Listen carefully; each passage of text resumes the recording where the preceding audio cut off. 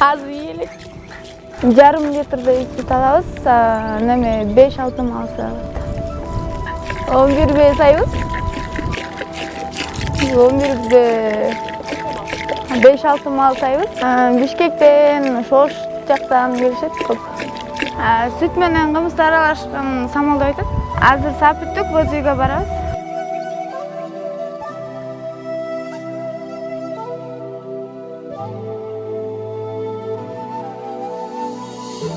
Бул ушталган кымыз саман менен уштайбыз.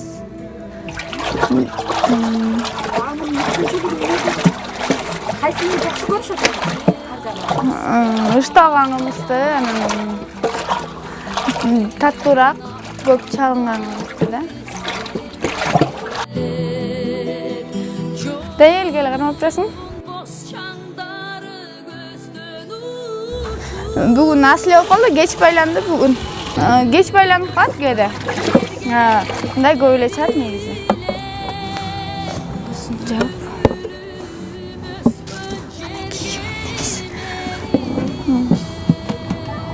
Al kolumda.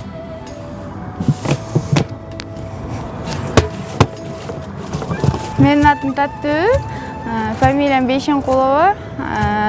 Men Susabur өрөөнүндө Тунук айылындагы Иманжан Беймкулов атындагы орто мектебинде окуйм. Быйыл 11 класска көчөм. Бизден көп жылдан бери эле кымыз жасап келебиз. 10 жылдан ашты. Биз негизи Сусамырда Тунук айылында эле жашайбыз. Биз бияка көчүп келип, кымыз сатып, биз бияка келип саап кымыз сатып бизнес кылабыз. 15-20 литрден ашык кымыз сатабыз. Көптөгөн эле кишилер келет. Саламатсызбы эже? Саламатсызбы? Кымыз коюп бересизби мага? Канча литр, кандай түрү керек? 1 литр кымыз. Кандай түрлөрү? Süt, самал кымыз. Анда мага кымыз берип коюңуз, э?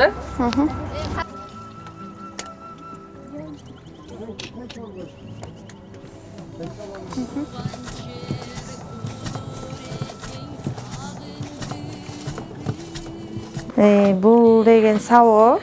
Бул 2 жыл болду бул сабоого. Будун кымыз жакшы болот, будан көп бышса таттуу болот. Мунун бээни саап келип, сүттү куюп, анан бышабыз көп бышса, бунун ичинен таттуу болот. Бунун ичине 100 литр кымыз батат. 10 жыл болуп калды. Байлап ушуга жасаганыбызга.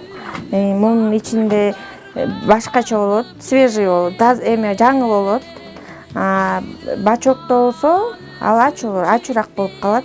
Мунун ичинен таттуу жакшы болот. Болгондо муну атайын тиктиребиз. Тигип берет, тигичүлөр бар.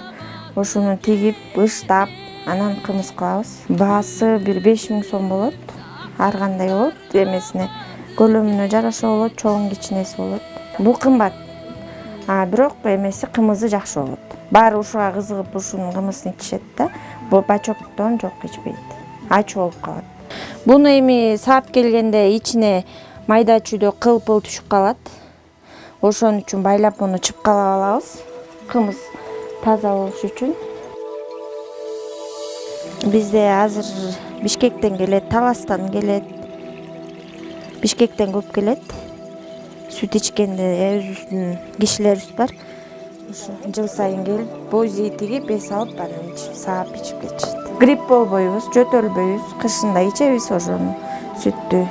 Ошонусу менен пайда да. Баклажканы жууп, тазалап, кургатып, куюп эле оозуна пробкасына сары май салып, анан жаап коебуз. Көгөрбөйт, сасыбайт, эчтек болбойт. Анан мустак жай болот, кышында ичип алабыз.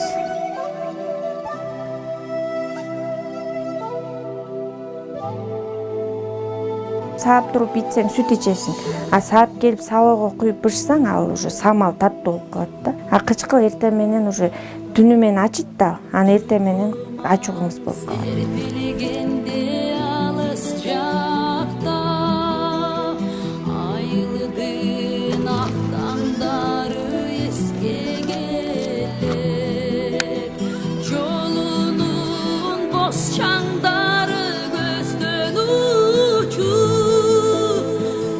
Gönlüm öskön cergeyim erile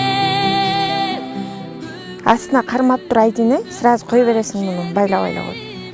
Астына монтип кыймылдатпай кармап тур, а то басып кетет да азыр. Бат-баттан саш керек. А то эмет баттан сабасаң сүт тарап кетет да. Жазында чөп быша элек болот да. Күзүндө чөп бышып калат. Ошон үчүн сразу жаңы байлаганда сүткө келишет да. Ошондо эме дарычыл пайдалуу дейт да. Айдин. Сен үркүтүп атасың.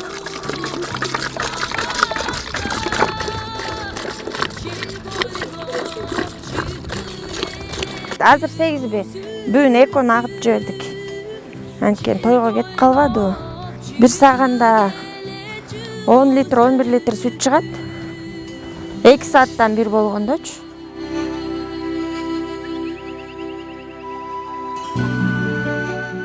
Сата элекпиз да, биздин өзү ичип келип, эс алгандар эле алып кете беришет да.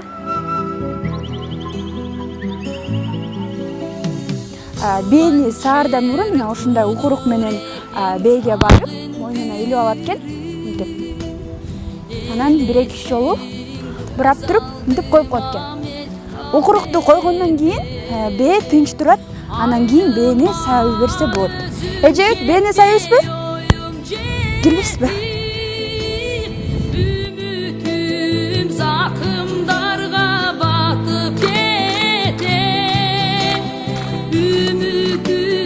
Sakın